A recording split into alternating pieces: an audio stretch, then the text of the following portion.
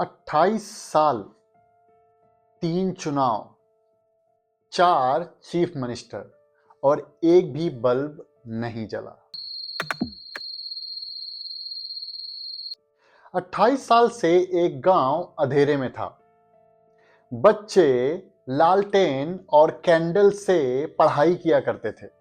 औरतें शाम होते ही घर के अंदर हो जाया करती थी क्योंकि जंगली जानवरों का भय रहता था। और फिर एक वीडियो ने, एक न्यूज रिपोर्ट ने एक सिटिंग चीफ मिनिस्टर को हिला के रख दिया और 28 साल का जो अंधेरा था वो 1 महीने में दूर हो गया।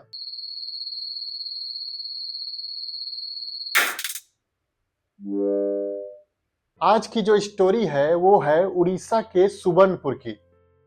आज की स्टोरी ये बताती है कि मीडिया की ताकत क्या होती है। दोस्तों, नुक्कड़ में आपका स्वागत है। नुक्कड़ में हम देश दुनिया की नहीं पर आपके नुक्कड़ की बात करते हैं। इसी कड़ी में आज हम एक ऐसी स्टोरी सुनाने वाले हैं जिसमें अंधेरा तो है पर उम्मीद भी है। सुबर्णपुर एक छोटा सा गांव है उड़ीसा के गंजम डिस्ट्रिक्ट में। इस गांव में टोटल 25 घर हैं और ये सभी घर ट्राइब फैमिली को बिलोंग करते हैं। इस गांव की जनसंख्या 250 से 300 लोगों की है। ये गांव दिन में दूसरे गांव की तरह ही नॉर्मल है। लोग काम में जाते हैं, बच्चे पढ़ाई करते हैं, किसान खेती करते हैं।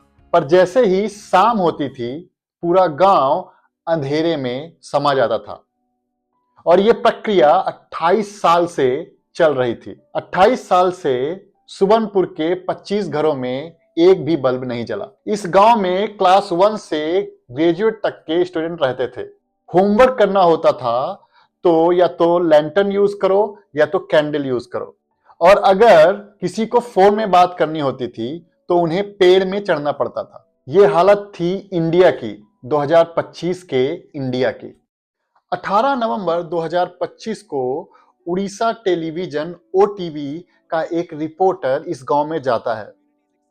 इस गांव में जाते ही वो लोगों से बात करना शुरू कर देता है। वहीं वो एक छोटी बच्ची से भी बात करता है। उस बच्ची ने कैमरे में ये बात की, बिजली नहीं है तो रात को पढ़ाई नहीं हो सकती, होमवर्क नहीं होता और सरकार केरोसिन भी नहीं दे रही। ये वीडियो लाइव हुआ और वायरल हो गया। उसके दूसरे दिन 19 नवंबर 2025 को उड़ीसा में एक बहुत बड़ा इवेंट हुआ जिसमें उड़ीसा के सभी डिस्ट्रिक्ट के कलेक्टर उपस्थित थे और उसमें मुख्यमंत्री मोहन चरण मांझी भी थे। मोहन चरण मांझी ने सुबर्णपुर का नाम लेते हुए कहा, मैंने एक न्यूज़ रिपोर्ट देखी जिसमें दिखाया गया है कि गंजम डिस्ट्रिक्ट के भंजन नगर सब डिवीजन में एक ऐसा गांव है जहां आज भी बिजली नहीं पहुंची है। मैंने खुद देखा कि वहां के लोग अपना रोजाना का काम लैंटर्न और मोमबत्ती की रोशनी में करते हैं। बच्चे भी उसी रोशनी में पढ़ाई करते हैं। इसके बाद सीएम मांझी ने गंजम डिस्ट्रिक्ट एडमिनिस्ट्रेशन को सख्त आदेश दिया। उन्होंने कहा कि आज़ादी के पूरे 78 साल बाद भी गांव बिना बिजली के है। वहां के बच्चे लैंटर्न और मोमबत्ती की रोशनी में पढ़ने में मजबूर हैं। उन्होंने गंजम कलेक्टर को तुरंत बिजली पहुंचाने का सख्त ऑर्डर दिया। सीएम का ऑर्डर था और पूरा सिस्टम हिल गया। 3 दिन के बाद 22 नवंबर को गंजम डिस्ट्रिक्ट के कलेक्टर कीर्तिवासन और टाटा पावर्स के इंजीनियर सुबर्णपुर पहुंचते हैं। 30 खंभे, ट्रांसफार्मर और 8 दिन में ही यह काम कंप्लीट हो जाता है। और फिर आता है 30 नवंबर। ये वो दिन था जब सुबर्णपुर को पहली बार 28 सालों में बिजली मिलने वाली थी। जैसे ही कलेक्टर ने स्विच दबाया, सुबर्णपुर के गांव में बिजली आ गई। लोग काफी खुश थे, लोगों ने काफी सेलिब्रेशन किया और लोगों ने कहा, हम बहुत खुश हैं कि आज हमारे घर रोशन हो गए। लेकिन रुको, अभी एक और सवाल है जो मैं आपके सामने शेयर करना चाहता हूं। अभी फरवरी 2026 को उड़ीसा के पार्लियामेंट में एक क्वेश्चन पूछा गया कि और कितने ऐसे गांव हैं जहां बिजली नहीं है। उड़ीसा के डिप्टी सीएम और एनर्जी मिनिस्टर केवी सिंह ने कहा, गांव स्तर पर बिजली पहुंचाने का लक्ष्य हासिल कर लिया गया है, लेकिन कुछ इंडिविजुअल घर ऐसे भी हैं जो पावर नेटवर्क से बाहर हैं।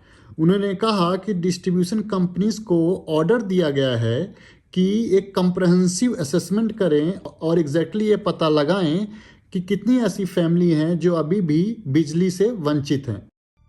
समझे?